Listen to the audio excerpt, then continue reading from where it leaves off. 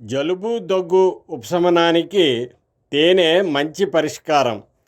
చెంచా నిమ్మరసం కలిపి తీసుకుంటే జలుబు దగ్గు నుండి ఉపశమనం కలుగుతుంది. ఒక కప్పు హెర్బల్ టీకి ఒక చెంచా తేనె కలిపి తాగితే శరీరంలోని వ్యర్థాలు బయటకు పోయి చక్కని డిటాక్సిఫికేషన్ జరుగుతుంది.